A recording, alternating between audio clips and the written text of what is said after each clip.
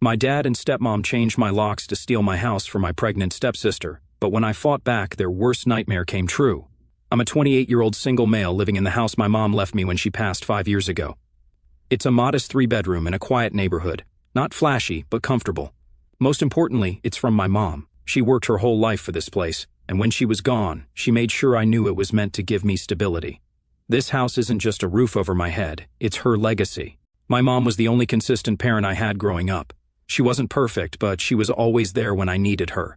My dad, on the other hand, checked out after the divorce. He remarried pretty quickly, and let's just say his priorities shifted. His new wife was always the center of his world, and her daughter, let's call her Savannah, was treated like royalty.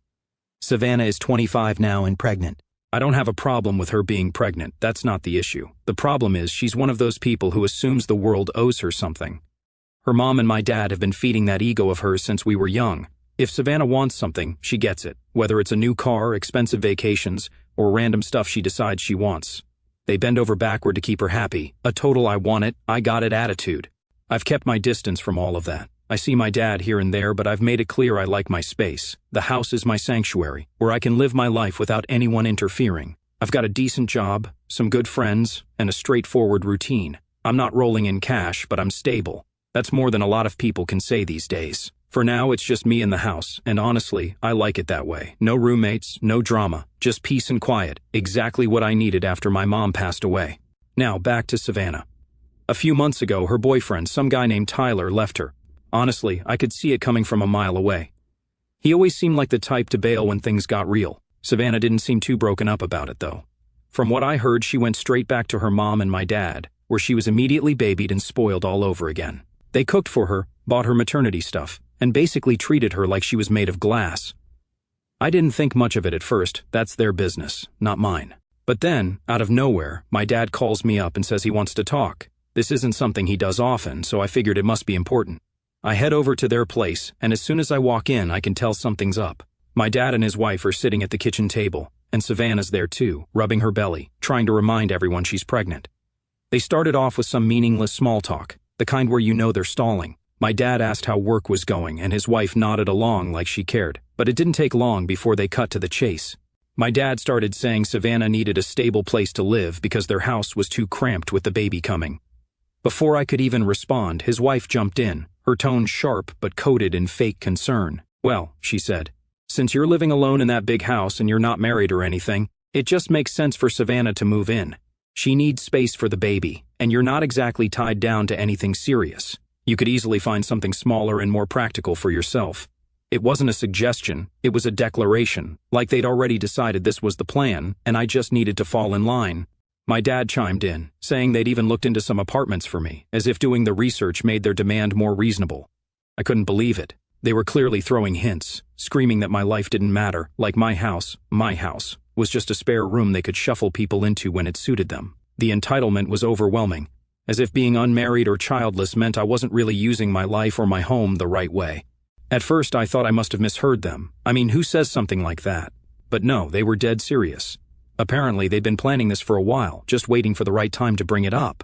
I told them straightforward, "No, obviously. This house isn't just a piece of property to me, it's my home, and it's one of the last connections I have to my mom. The idea of giving it up, especially for someone like Savannah, was just absurd." I tried to explain that, but they weren't hearing it.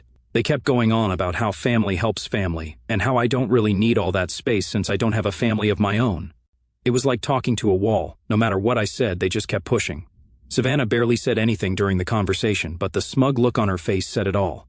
She was confident they'd wear me down and get what they wanted. That's how it's always been with her. She's used to people caving in and giving her exactly what she wants. At one point, I turned to her and asked, "Savannah, do you really want to sit in my house? I mean, seriously, this is my home, my space. Why don't you take one of those apartments you guys so helpfully looked up? You've already done the legwork. Why is it suddenly ridiculous for you to use those options but okay to take mine?" She just blinked at me, like the concept of her being the one to compromise was completely foreign. Her mom jumped in with her sugar-coated voice, saying, "Oh, honey, you don't understand. Savannah needs stability. An apartment won't provide the same comfort and space for her and the baby." I laughed bitterly. "So, my stability doesn't matter? My comfort doesn't count? You guys are unbelievable. You walk in here demanding I uproot my entire life for Savannah's sake, and you expect me to just roll over and say yes? Savannah didn't flinch, just sat there with her arms crossed, that smug look plastered on her face, like she'd already won. She wasn't even trying to engage, leaving her mom and my dad to do all the dirty work for her. It was obvious she didn't think she needed to explain herself. In her mind, it wasn't a request, it was an inevitable outcome. Her mom jumped in, her voice sharp and condescending. "It's not about your comfort. This is about what's best for the family. Savannah is bringing a new life into this world. Don't you think that's a little more important than your need for space? You're a grown man, you don't need a big house all to yourself. It's selfish to hold on to something that could give her and the baby a better start in life." I stared at her, stunned by the sheer audacity. Selfish? Are you serious right now? You think I'm selfish for keeping what my mom left me? This isn't just some space I'm clinging to. This is my home, where I've built my life, and you're sitting here telling me I should just hand it over like it's nothing. My dad sighed, clearly frustrated, and decided to jump in. "We're not asking you to give it up forever," he said, as if that somehow made it better. "Just think of it as helping Savannah get back on her feet. Once she's stable, maybe she can move out and you can figure out something else for yourself. We're just trying to do what's best for everyone." "For everyone?" I snapped. "No, you're trying to do what's best for her. Let's not pretend this is about the family or doing what's right. This is about you bending over backward for Savannah, like you always do, and expecting me to clean up the mess. Guess what? I'm not playing along." Savannah's mom narrowed her eyes. "It's called being part of a family. Sometimes you have to make sacrifices for the greater good. If your mother were here, she'd—" I interrupted, my voice cold. "Don't you dare bring my mom into this. She left this house to me because she trusted me to take care of it. She knew exactly how you'd behave, and that's why none of you are even mentioned in her will. So don't sit here and tell me what she would have wanted because you have no idea." They didn't say anything to that. My dad looked uncomfortable and went to do something else. Savannah just sat there, arms crossed, with that same smug expression. It was clear she thought I'd give in eventually. She didn't even try to argue or defend herself, just let her mom and my dad do all the talking, like she was above having to justify this ridiculous demand. To her, it wasn't a negotiation, it was just a matter of when, not if, they'd get their way. But this time, they were messing with the wrong person. This house isn't for negotiation. My mom trusted me with it, and I'm not about to let them guilt me into giving it up. Still, I could tell this wasn't the end of it. They left the conversation open-ended, like they were expecting me to change my mind. But I didn't. I thought maybe they'd cool off and realize how ridiculous the whole thing was after I explicitly said no in their faces. But it was just the beginning. My dad and his wife seemed to think persistence was the key, like if they kept bringing it up, I'd eventually cave. It started with small, passive-aggressive comments. My dad would call and casually ask if I'd thought more about helping out. His wife texted me articles about the importance of supporting single mothers, as if I'd suddenly feel enlightened and offer up my home. Savannah stayed quiet for the most part, but I could tell she was confident her mom and my dad would handle everything. Then they upped the ante. They started showing up unannounced. It wasn't like they were coming over to visit, though. Every time they came, they'd find some excuse to bring the conversation back to Savannah and her needs. One time, my dad showed up with a box of baby clothes for storage. He walked in like it was the most normal thing in the world and asked where he could put it. I told him he could take it back to his house. He gave me this look, like I just insulted him. "It's just temporary," he said. "You're not even using the guest room." I told him the guest room wasn't for storage, it was for guests. He grumbled, but eventually took the box back to his car. That set the tone for every interaction after that. They'd bring up some solution that involved me giving up my space, and I'd shut it down. The thing is, I could tell they didn't see me as the actual owner of the house. To them, it was just a convenient resource they could use however they wanted. My mom left it to me, but they acted like it was still up for grabs, like I'd just been holding it for Savannah until she needed it. What really pissed me off was how they framed everything, as if I was the selfish one.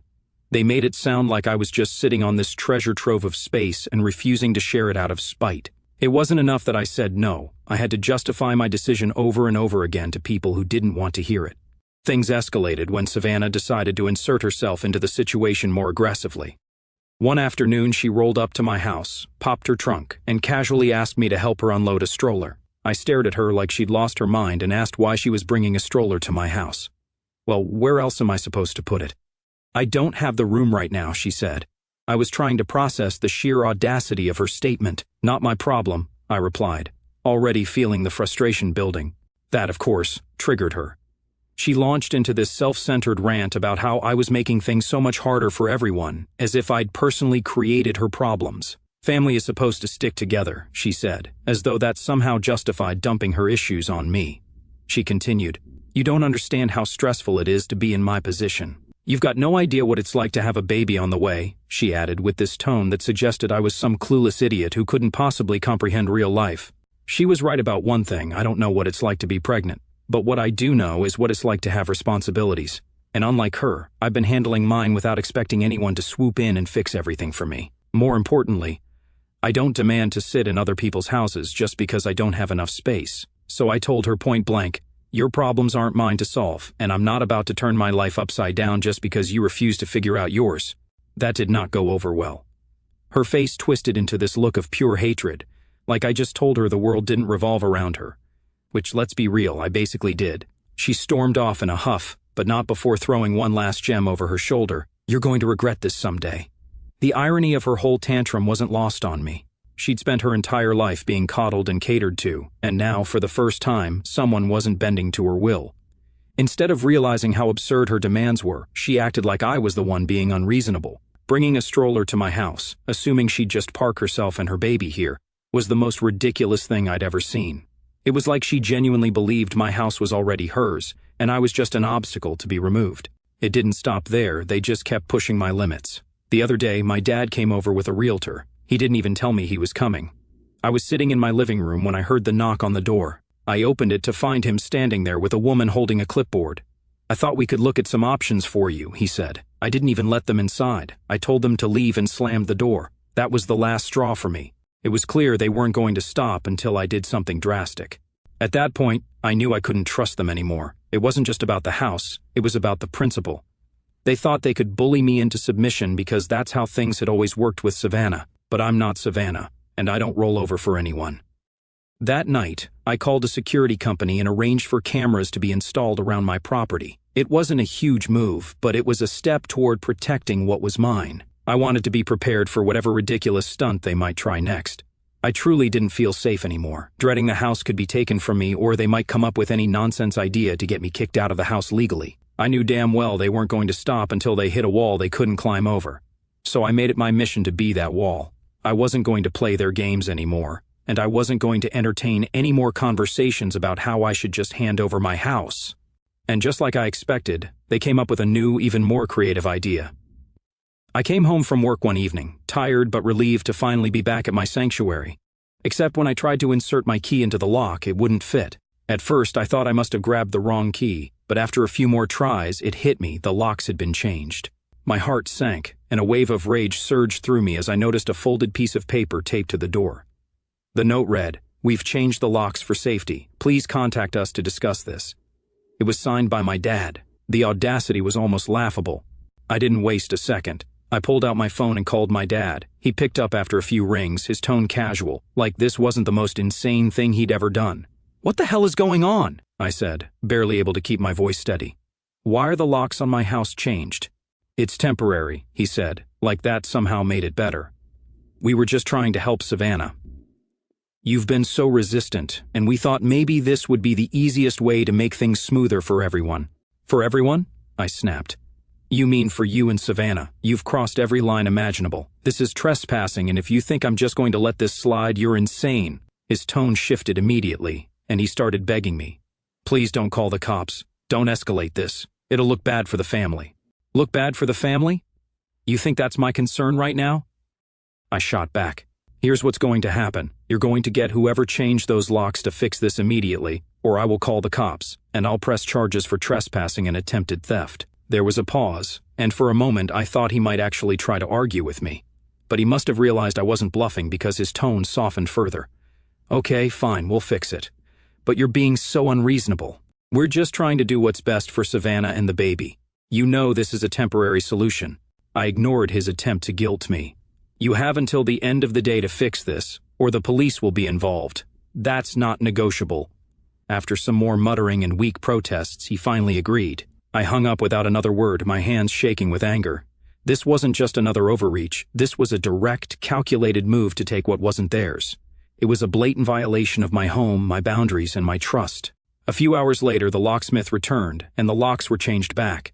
My dad didn't show his face, and neither did Savannah or her mom. I stood by the door the entire time, watching every move, ensuring nothing was left undone. Once everything was back to normal, I sat down in my living room, staring at the walls of the house that had become my battlefield.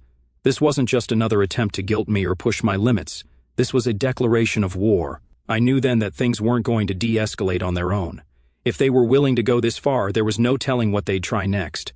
But if they thought I was just going to roll over and let them have their way, they were in for a rude awakening. That night, I stayed up late, going through paperwork and making calls. I wanted to make sure there was no way they could pull something like that again. But what really got to me was how they acted like this was normal. They genuinely thought they were entitled to my house.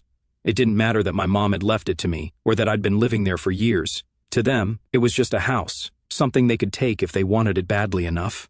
I started moving toward taking legal action. When I sat down with my lawyer and told him about everything, how my dad and stepmom had been pressuring me non-stop, how they'd gone as far as changing the locks on my house, he listened carefully, asking pointed questions about the house, my mom's will, and any unusual behavior from my dad in recent months. At first, I thought he was just being thorough, but then he leaned back in his chair and said, "I need to tell you something. Your dad has already inquired about contesting your mom's will." I was confused. "What do you mean, contesting it? When?" "Months ago," he explained. He didn't file anything officially, but he did consult with a lawyer about the possibility of claiming the house as family property instead of your inheritance. From what I gather, he was looking for any loophole he could use to gain control of the house. I sat there, stunned.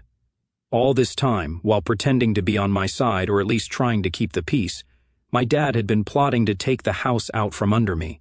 This wasn't some spur-of-the-moment idea cooked up by my stepmom. They'd been planning it for months, long before they even started pressuring me to move out. "He doesn't have a strong case," my lawyer added quickly, probably noticing the panic on my face. "Your mom's will is airtight, and the house was explicitly left to you. But the fact that he even considered it says a lot about his intentions. It wasn't just betrayal, it was premeditated.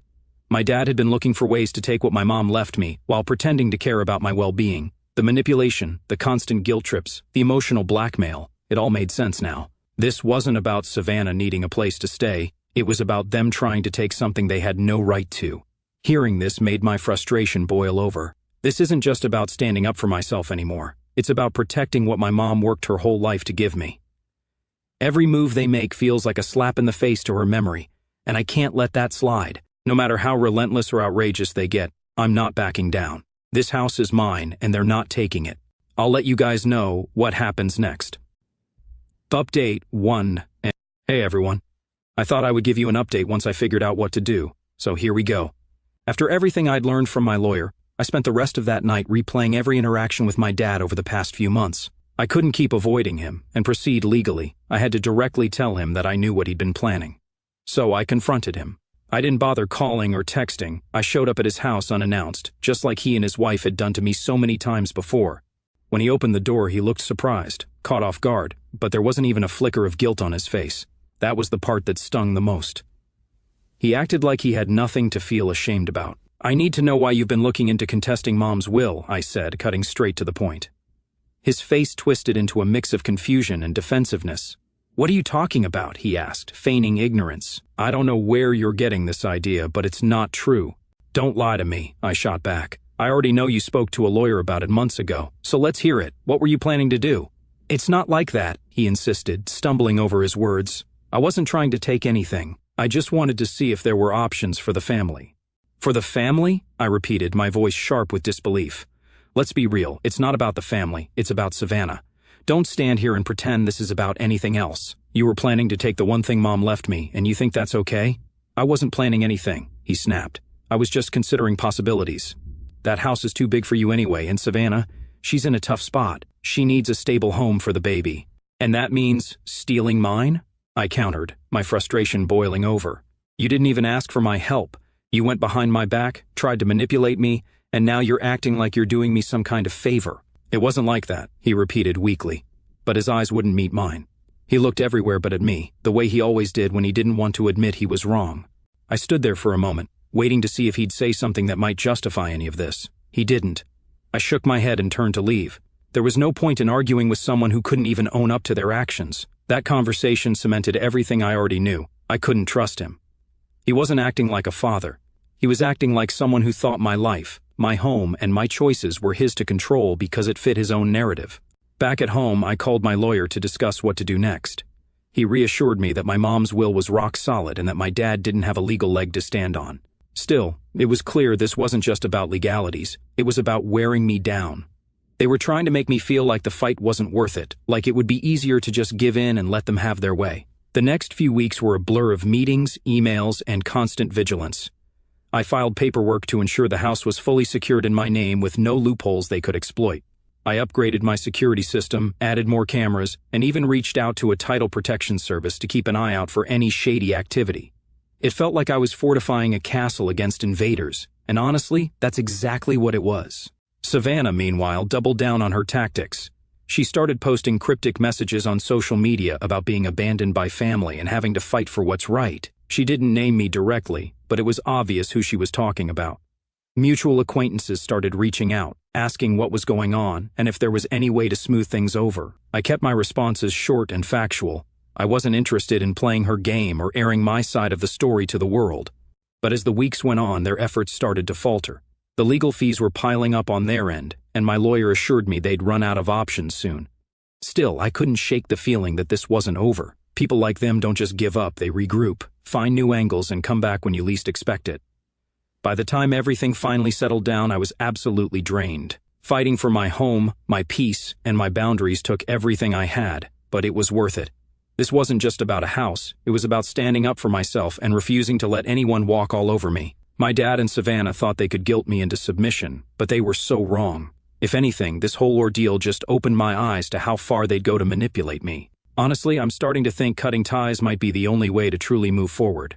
For now, things are quiet, but I'm not naive. If they try pulling any stunts again, I'll be ready. If anything changes, I might just come back with an update. Thanks for sticking around and hearing me out. If you've got any advice or just some solidarity to share, I'd love to hear it. Final update. Hey guys, I wanted to give you an update on everything that's happened since the last time I shared. It's been a wild ride, but I finally feel like I'm coming out on the other side of all this madness. I'm still in my house, thankfully, and it's staying that way. Let me break it down for you. After they tried every possible way to drag me out of the house, they backed off for a while. Weeks turned into months, and things went eerily quiet. No calls, no texts, and no random visits from Savannah or her mom. It felt strange, almost like they were regrouping, but I wasn't going to complain about the peace. During that time, Savannah had her baby, a healthy little boy, from what I heard through the grapevine. I figured maybe they were too busy with the baby to keep bothering me, or maybe they'd finally given up. It was late one evening when I heard the knock. I checked my security cameras, and there they were, my dad, his wife, and Savannah, all standing there like they were about to stage an intervention. I debated ignoring them, but I decided to open the door, mostly because I wanted to hear what excuse they'd come up with this time.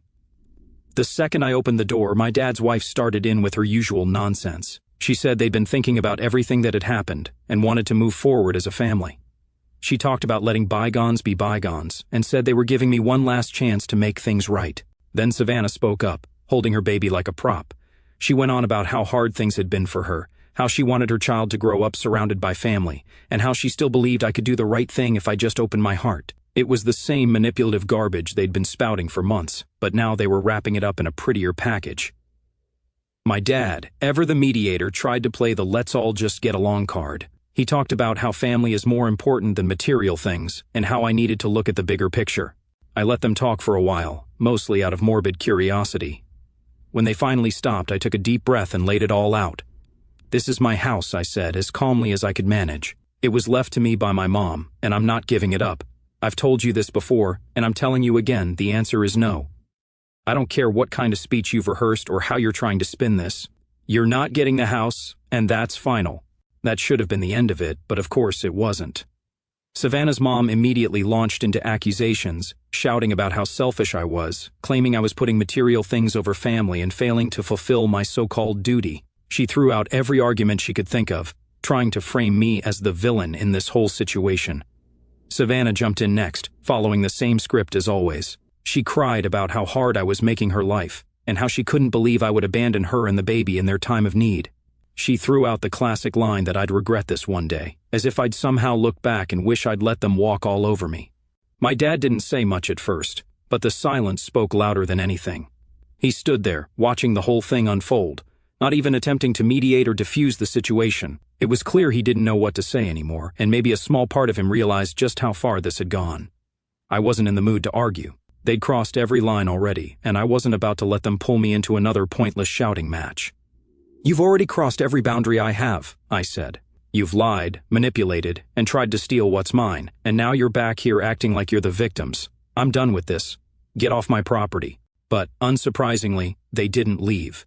Savannah's mom kept going, insisting that I was being unreasonable and trying to guilt me into backing down. Savannah chimed in here and there, adding little comments about how family should support each other, and how I was heartless for not stepping up. My dad finally spoke, but all he could manage was another weak plea for me to be reasonable and see things from their perspective. I didn't respond. There was nothing left to say. Instead, I turned around, walked back into the house, and locked the door behind me. I'd already decided I wasn't playing their games anymore. If they wanted to keep pushing, they could deal with the consequences. Once inside, I called the police. I wasn't bluffing, and I wasn't going to let them think I was. When I explained the situation, the dispatcher assured me an officer would be sent out shortly. I waited by the window, watching as they lingered in my driveway, still talking amongst themselves. By the time the police arrived, they had moved off the porch but weren't making any effort to leave. The officers spoke with them for a few minutes, clearly laying down the law. From what I could see, the cops weren't buying into their excuses or justifications. They told them in no uncertain terms to leave and not come back. Watching them finally leave under police supervision felt like a small victory, but it also came with a sense of finality. Whatever shred of a relationship I had left with my dad was gone. As I sat down to collect my thoughts, I realized just how exhausted I was. They had taken so much out of me, not just time and energy, but also the sense of security I'd felt in my own home. Still, I knew I'd made the right choice. Setting boundaries with people like that wasn't just necessary, it was survival.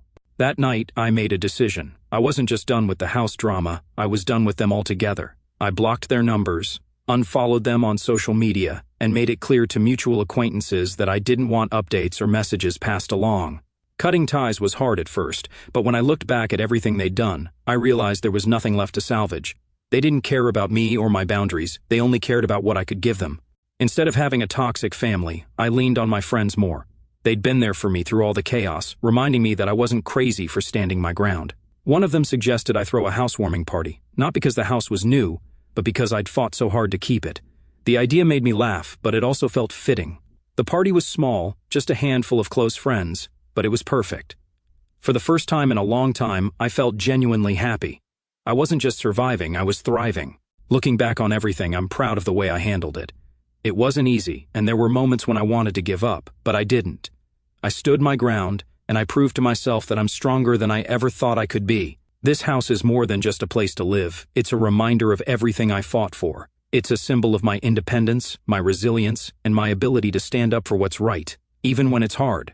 If there's one thing I've learned from all of this, it's that family isn't about blood. It's about respect, trust, and mutual support. And if someone isn't willing to give you those things, they don't deserve a place in your life, no matter who they are. So to anyone out there who's facing something similar, stand your ground, set your boundaries, and don't let anyone guilt you into crossing them. You don't owe anyone your peace, your stability, or your happiness. I've moved on from all of this now. I still live in my house, and every time I walk through the door, I'm reminded of what I've overcome. It's not just a house, it's home, and I'm not letting anyone take that away from me.